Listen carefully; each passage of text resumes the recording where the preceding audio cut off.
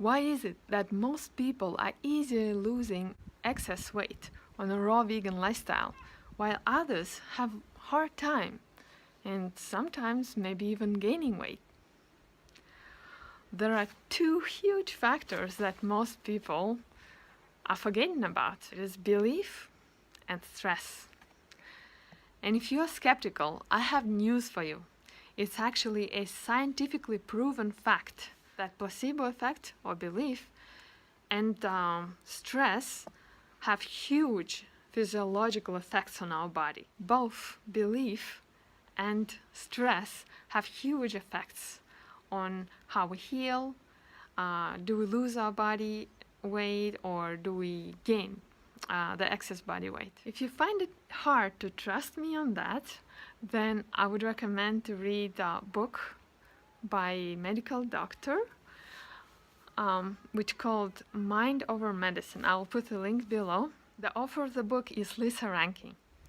Placebo effect is taken quite seriously in the medical community for many years already.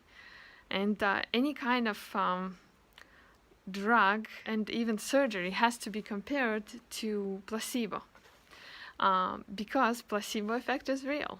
If it wouldn't be real, then they wouldn't do it. And what is placebo? It's just a belief of the patient that he will get better.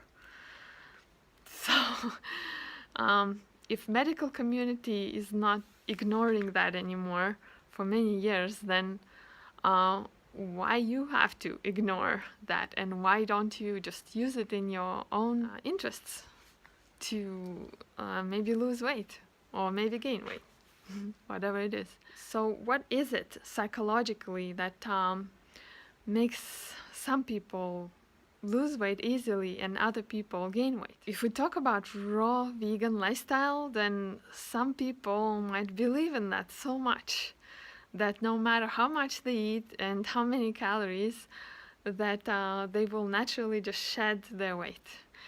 And it might work for them. They don't have to count calories, they eat as much as they want, and it's actually very easy to do on a raw vegan lifestyle because whole raw vegan foods are full of fiber, full of water. They fill you up and they contain much less calories than processed foods.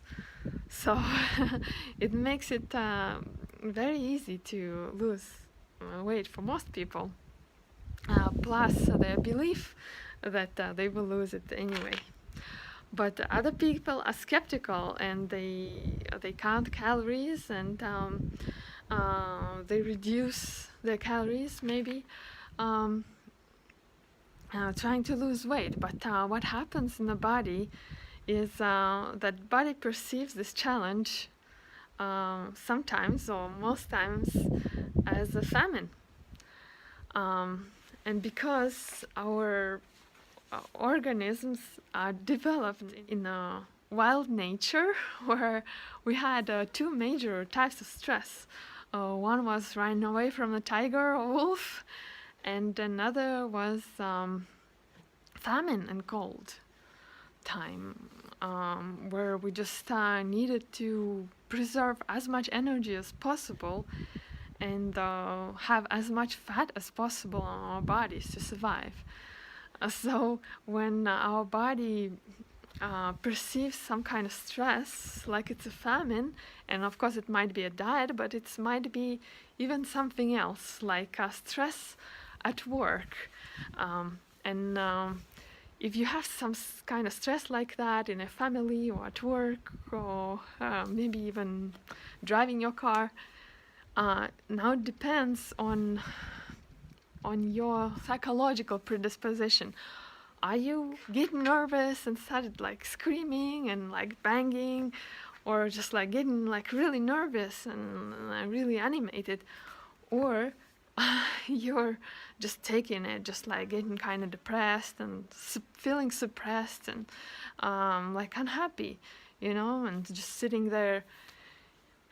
If you're the second type of the person, you're very likely to gain weight from that, because your body might perceive the situation as a famine. even if you don't not dieting. But if you're dieting at the moment, that will be like a double whammy. You very likely to gain weight in this situation. Your body will make you hungry. Your body will make you drop temperature, so your hands will be cold and you will be like cold. Also, it will slow down all the processes, including healing processes and digestion and everything. So you'll just be very lazy. You'll want to like just sit there and type on the computer, like not doing much, and you'll be like, oh, I'm lazy to go exercise. But if you do push yourself and go exercise, that might temporarily help.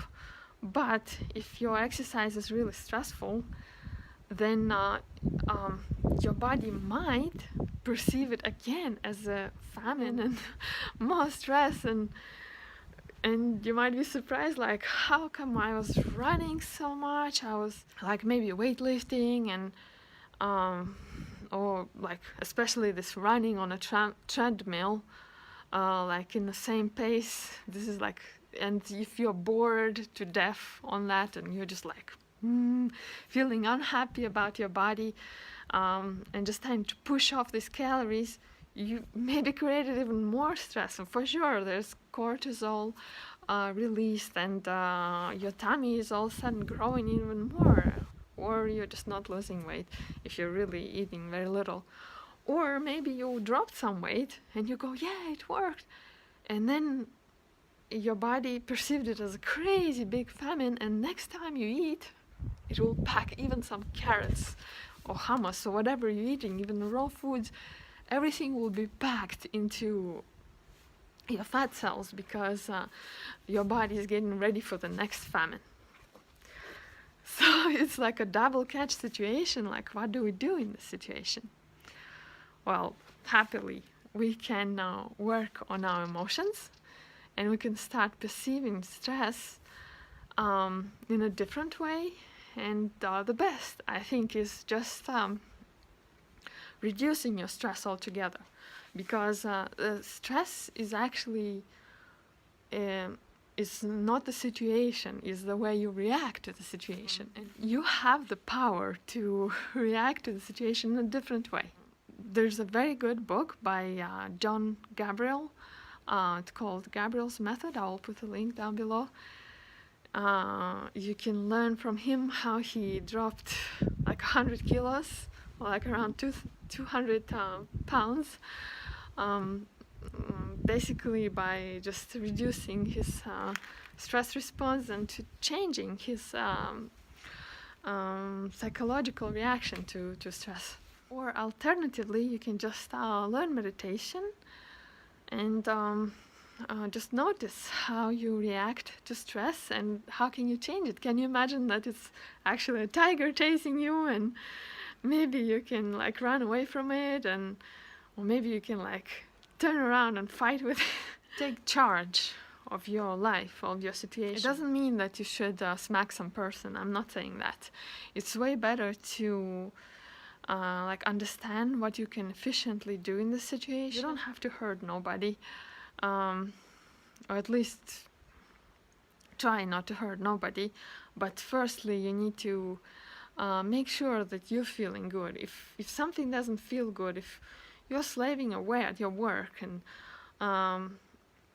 you're just feeling miserable, you don't have to think that, oh, I'm selfishly like helping somebody, like working for my boss and stuff. It's not good a situation. It's not doing good to anybody if you're feeling that way. You have some talents inside of you, and the world is waiting for you to show these talents. And maybe that's why you're so like depressed at your work and you're so unhappy, because there's something better you can do.